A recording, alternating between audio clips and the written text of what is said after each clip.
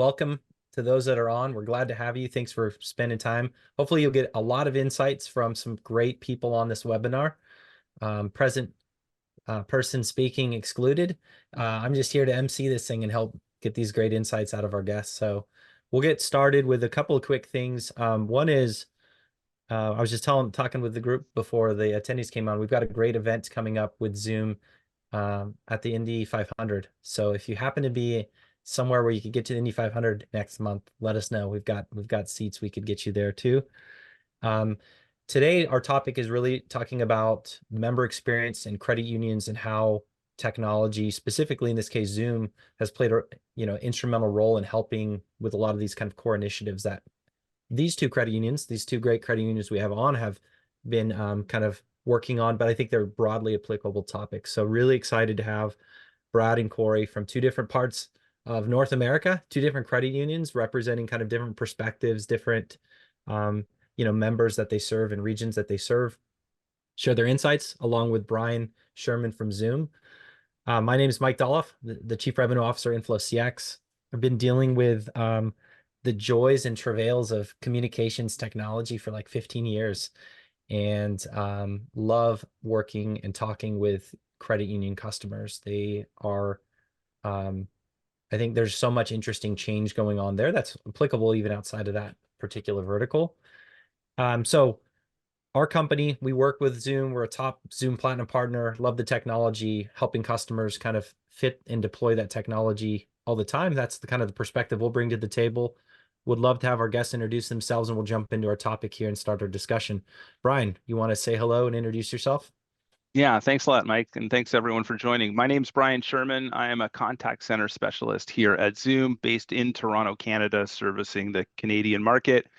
Basically, the short story is a life in contact center and customer experience. All the hats you could think of, the outbound telemarketer back in the 90s, everything that you could do around customer experience. So 30 plus years in the experience on the customer side of things before I flipped over, I'll call it the dark side, to the sales side, helping customers revamp their customer experience. Obviously, everyone knows Zoom as the Zoom meetings company. Of course, we've made huge advancements in employee and customer collaboration as we've gone through developing the platform for phone and, of course, now for Zoom Contact Center. And I work with Corey and Access Credit Union on their Zoom Contact Center deployment. So nice to see y'all. Thanks, Brian. Two things I took away out of that. One, probably people on this call have hung up on you in one of your past roles when you were calling them. So that's awesome. Checking the names. I remember them all.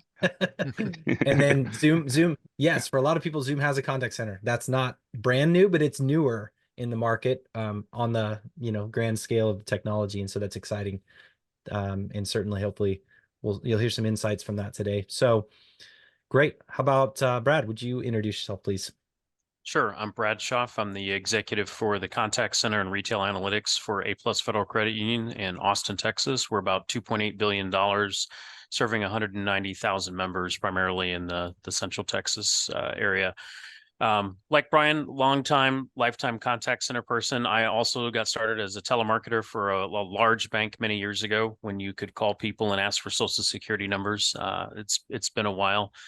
Since then, I've worked with credit unions and banks, as well as large outsourcing BPOs onshore and offshore. So lifetime in the telephony world, and really excited working with Inflow on our journey to replace our traditional ACD and PBX with the UCaaS and CCaaS platforms to better serve our members where our members want to be served.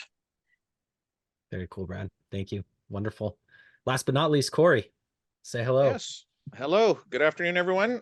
Corey Mestag. I am the Director of Information Technology with Access Credit Union, based in Manitoba, Canada. We're pretty much all over the southern part of the province. Recently merged with several other credit unions to expand our portfolio and organization. My background is actually, I was in the gambling world, looking after slot machines and VLTs, and 4 years ago moved over to the information technology world, which little did I realize at that time. Also, at our credit union, Access had the telephone and contact center technology pieces in there. So I've quickly been educated and grown my horizons on contact center and phone solutions. And you recently moved over to Zoom Contact Center, as Brian mentioned, and it's been great for us. That's amazing. Corey, I did not know the recent transition into IT. I figured you were a lifer, you know, like everyone else here. So Well, yeah, it's been a challenge. How about that? that's amazing. Yeah. Well, I love it. So bring some great different perspectives geographically, you know, role wise, right? Contact center versus other business partner in IT. So really looking forward to this discussion. Let's jump right in, gentlemen. So question one, and Brad, I'd love for you to start with this, and then Corey, get your thoughts second. You know, what were some of the kind of challenges or obstacles that the organization was really looking to, you know, overcome in this migration to the cloud? Just going from, like you said, Brad, prem to cloud, that what was the driver, right? Well, our existing product isn't quite at end of life, but it's definitely on the horizon. So we wanted to get it. We didn't want to be in a rush situation. We definitely wanted to be off-prem, be in the cloud to not only have the expanded disaster recovery options, but also maximum scalability and flexibility. Because I think many of us experienced with COVID, the genie got out of the bottle a lot faster for work at home than many people expected. Some of us have been work at home for a while, or at least hybrid, but then that universe greatly expanded, and we were looking for platforms that were, for lack of a better term, kind of born in the cloud and built for, you know, work at home flexibility, and as well as expanding our feature set and you know, making it easier if you know, if there's mergers down the road, obviously working with a cloud system in those types of situations. And Corey's got a lot more experience with that than I do. That's a lot easier than trying to integrate on-prem solutions. That's great. Corey, how about from your perspective? Yeah, jumping right on what Brad mentioned there, the scalability, flexibility is probably number one reason that we did it and are still looking, using it and depending on it.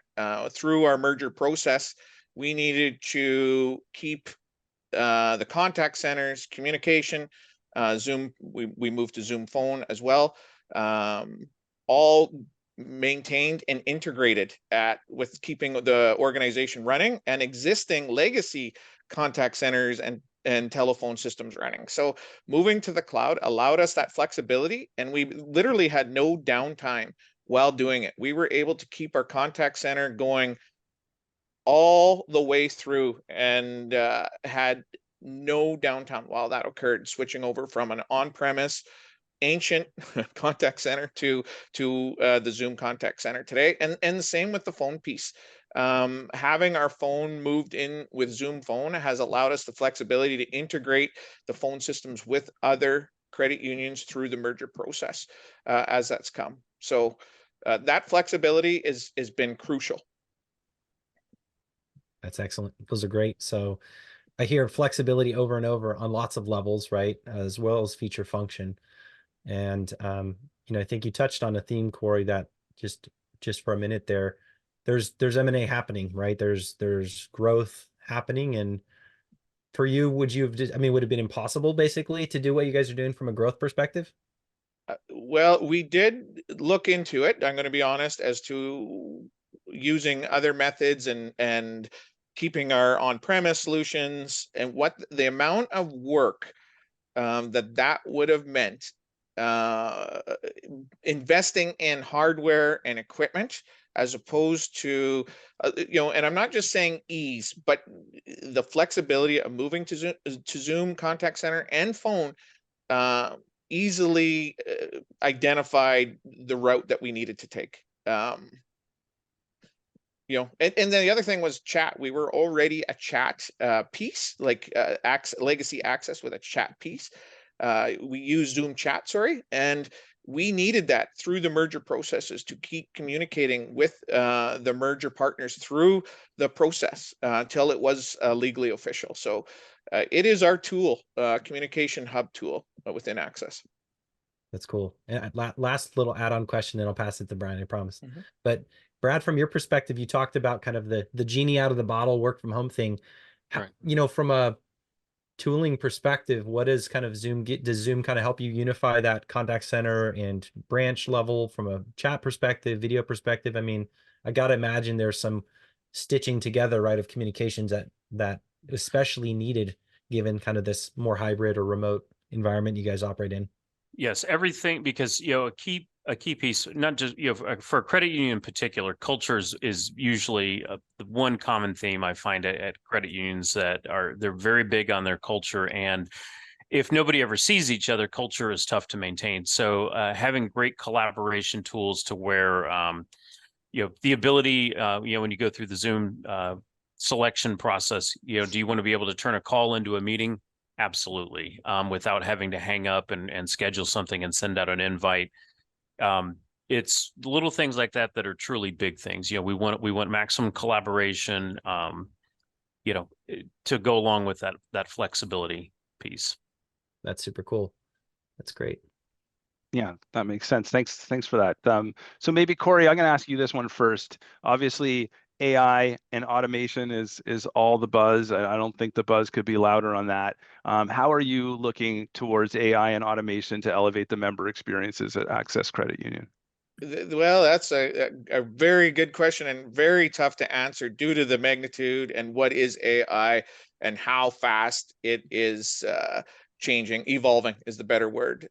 So as an organization right now, Access is looking at that as a formal investigation piece as how we're going to use it. The demand is there. Chatbots,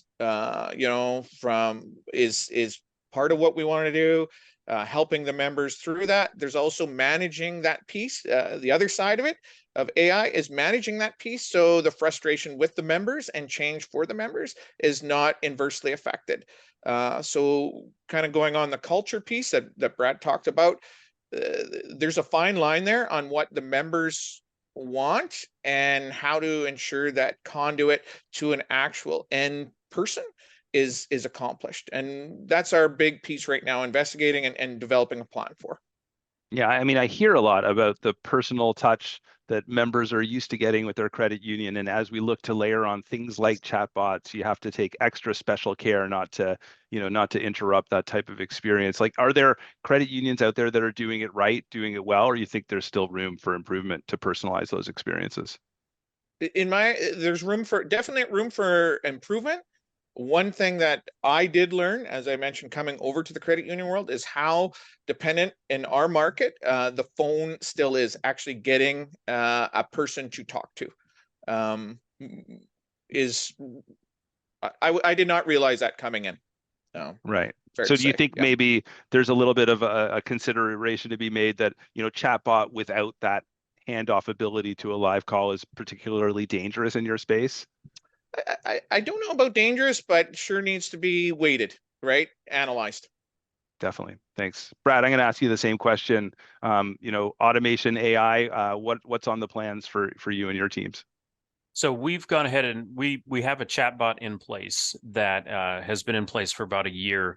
And to tack on to what Corey said, in the credit union space particularly, tools like AI, I think are best employed if they are an addition to, instead of viewed as a replacement of, personal services. Our next step, we're working with Inflow to construct our intelligent virtual agent, which will offer more self-serve options in the cloud. Also, because we'll offer more in the cloud, we'll be able to validate members' identity there, pass them through to agents if they need to talk to an agent already verified, which will further shorten the conversation.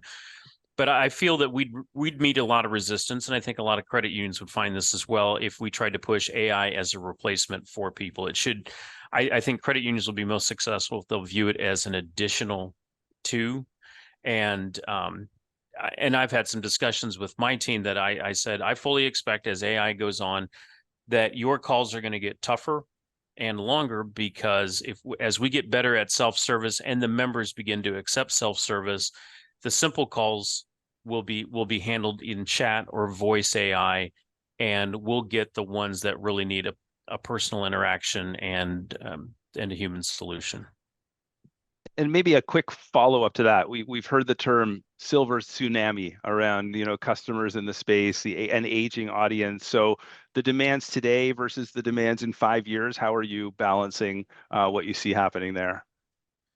Well, I'll be honest about the channels. We do see that the silver tsunami. I've heard that term as well, but my experience with new and additional channels doesn't ever really seem to reduce overall contacts. It just gives members or customers, if you're in another industry, another way to contact you. They may, I think it comes down to not so much of an age piece as a preference. There's people that are most comfortable with chat. There's people that will use chat for some things and voice for others. We do find that if they have a greater level of concern, like if it's a dispute, if it's a possible fraud situation, or they genuinely don't understand, that's going to turn into a voice call. We definitely see members self-segment what they choose to do, and if they have real questions, then of course they'll come in and physically visit us in a branch. I love it. You hit on a couple things there that I just wanted, before I ask the next question, just the idea of AI really not displacing, but augmenting, improving kind of the human interaction and experience. And Brad, you gave a great example there too of, I think oftentimes we think of self-service or AI as like this completing the entire journey. And in some cases, it's things like what you guys are doing there of take a part of the process that's redundant and numbing and time consuming to an agent, validation, verification, and have that piece automated and use AI to drive that piece. And then you can have the human engage and help. You also brought up an interesting insight too, for a lot of companies. We were just reviewing a customer's kind of metrics after they deployed chat and a couple other AI products into the contact center. And the one metric that went that went the other direction, right? If you will, like there's all the CSAT went up. That's great, right? We're not doing AI and then angering our members, right? CSAT went up and all these other metrics that they're tracking moved in the right direction, and average handle time actually increased. And this was not a surprise, and it's what you said, right? Because actually a lot of the lower level things are being handled through some of the self-service and AI. And so they're dealing with more tricky and where humans required to solve some of those problems, right? So some of the sort of maybe unintended consequences that people don't think about would be that. So those are great insights. Brad, how about, I'll ask this one to you first. You talked a little bit about flexibility and scalability. We're certainly seeing kind of, like every organization, credit unions are wanting to grow, right? Retain the members you have, grow those members, find additional products and services. All of this sort of at a core level requires some flexibility and scalability of your technology. You touched on some of this. I'd love you to go kind of a step deeper of like, what does the current technology you've moved to, like, what does it give you for kind of scalability and flexibility in the contact center that really will help you guys kind of evolve into and own that space as a kind of a credit union of the future? So flexibility, scalability, what do you have today that's kind of a secret, not so secret weapon? I think for us is we're looking to use the platforms we worked with Inflow on to not just integrate, voice and chat, but also additional channels, whether it's interactive teller machines through the branch networks, other video channels, that we didn't buy these solutions with just voice and chat in mind. We're looking for, okay, if we look 10 or 15 years down the road, where are members going to want to interact with us and how are they going to interact with us? And while we do expect some interactions to be very short and to the point, very text driven, for an example, chat, we do feel that there'll be video consultations for new products to resolve issues, for relationship building, and that was a factor for us in selecting the platforms that we worked with your team on. Excellent. Corey, your perspective on that? Yeah, I can say single-handedly, us moving to Zoom Contact Center allowed our contact center staff to work from home. So through COVID, and the challenge of dealing with that and ensuring, space, for people at work and staff to work. MSC, our call center, was a challenge, managing that. So with Zoom Contact Center, the day that we enrolled the user with the device and the license to go to Zoom Contact Center, they could work from home. And what that's also done for us is prepared us for future, but allowed us greater opportunity for skill set in employing staff. So just, hey, you need to be in this town or this region. We've expanded that to our whole portfolio where our branches are in Manitoba, and we take up a big region of Manitoba. So it's really benefited us that way in getting the right skill set into our contact center. And then, as I said, leveraging the fact that if something was to happen again, we have that ability to continue operations with that staff not having to report to a location. Right. One thing I'll add on to what Corey said is obviously the advantage of disaster recovery, being able to, you'll stay up, if you have a cloud-based solution and a distributed workforce. But if you live, where your primary business is located, cost of living can have a big impact on your ability to recruit and retain entry-level employees. And, for example, we live in the Austin, Texas. We're primarily based in Austin, Texas, and a lot of people have been moving to Austin over the last 20 years. That's great news. The bad news is a lot of people have been moving to Austin over the last 20 years, and housing is, I think, 300% higher than it was 15 years ago. So being able to recruit in other parts of the state or out of state is something we want to plan for and be able to execute. And I know that we're not the only metro area that's experiencing, extraordinary cost of living increases. And I think a lot of organizations will probably want that flexibility going forward with certain positions. Is, do I have to stay constrained to a geographic market, or can I go outside? That's so cool. Yeah, The summary, really quick, Brian, the summary of that, like, there's so many interesting things in that. One is the recruitment aspect of this, right? The DR aspect of it.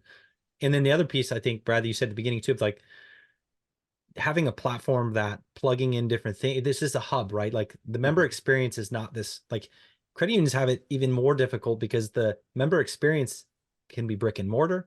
It can be digital. It can be, audio. And so having a platform that can kind of accommodate and flex with you guys as you think longer term, really interesting. So super cool insight. Sorry, Brian, I just wanted to call out. I thought those are really interesting. No, for sure. And to follow up on that, especially around the disaster recovery topic, I mean, that's usually a fear, right, for moving to the cloud, is I'm going to lose control over this now. And, we go through a lot of questions surrounding redundancy and disaster recovery when we're talking to new customers. So, hearing you both really talk about this is a benefit to cloud versus a concern is really interesting. So to follow up around that, maybe I'll ask you first, Corey, like what were some of the ways you were able to get internal consensus with the team to move to the cloud? Like obviously there was an impending event that you had to do that, but like I'm wondering, how you collaborated with teams to get that consensus to move. Well, it wasn't hard. I'm going to say, Brian, because of the boat, where we were at the time. The fact that we were going through merger process and the sheer amount of work that was required to do that, and the importance of keeping the communication flowing, pointed us towards the cloud. And then being a existing Zoom customer within the organization, just further made that choice easy. But it was easier for us. But it was, you said fear, about going to it. It was actually kind of like, this is the only way we can maintain what we want to do, the flexibility of moving forward in a timely fashion. So the sale wasn't hard. It was almost pointing us in that direction naturally. How about that? Yeah, no, that makes perfect sense. Brad, was the situation the same with your business? Did you have to do a lot of selling internally to get people to buy into the cloud transformation? No, I'm blessed by working with a very progressive IT group, and they were already pretty far down the road as far as cloud migration when I got here with our, with core systems, and then every new significant platform we brought on was already cloud based. So this was a very natural progression, and yeah, there was no, it was, in fact, I would have probably had to do more explaining if I had wanted an on-prem solution. There'd be like, That's amazing. What are you thinking about that? You guys highlighted something in there that's really important too, is this, and I'm glad we have different perspectives, IT and the contact center member experience, right? Is the strength of that partnership is really vital in these kinds of things, right? It's not and there's more parties to that too, right? Procurement and finance and other as well. What last kind of question as we wrap here that I've got, like, we talked about a lot of good topics. If you think about this transformation and what you've done to date and where you're headed, what's kind of the one piece of advice you'd give, Brad, from your perspective, to a contact center member experience leader, of like, don't forget this or do that? And then Corey, the same for you too, an IT, leader. I would love to hear your perspective. What's the one piece of advice you'd give them about this change? I would say this, not just for a telephony or a contact center conversion, but a conversion of any kind, having been through some significant ones over my career, is that if you're going to go through the expense and the time and the effort of going through any significant conversion, I would not do it if you're going to just continue to do business the same way you've always had. That if you're going to go through a migration like this, take that opportunity to go and say, what is my ideal state? Not my preservation of my existing state, but what is my ideal state, and start making that transformation. The only, like right now, the only thing I'm consciously preserving as is how the IVR sounds today is how it's going to sound the last week in June when we convert, only because I'm going to make all of our IVR changes when we introduce the intelligent virtual agent, so that I can have the infamous, some of our menu options have recently changed. I want to have that message on there once, and I don't want it to be an evergreen message as making incremental changes. So I would say if you're going through this, imagine, get out there and imagine what it could be or what it should be when you go through a conversion like this. Love it. Don't just make it a lift and shift. Think of the transformation that you want to go through in it too. Yeah, that's such a good topic. We could talk for an hour just on that. Corey, what about you? What's your piece of advice? Piece of advice is not related directly to contact center, but is getting over that hurdle of subscription licensing. It's just something that is coming, but that hurdle, maybe it was my mindset, but it seems to be a IT thing. Getting over that is, you have to accept that, but it gives you the flexibility and adaptation that you need to move forward, and those things that you want to add on. So also look at what you want to become, not what you are existing. But it ties to kind of that licensing scheme. You have to get used to it, and it can be hard, but it's worth it. Trust me, it's worth it. Very cool. We're at time. I can't thank you all enough. That was amazing. Really great insights, and love the perspectives. Thank you so much, Brian, for being a great co-host as well. Everyone, have a great rest of your Thursday. And again, Corey and Brad, thank you guys so much. Take care, everybody. Bye-bye. Thanks. Thank you.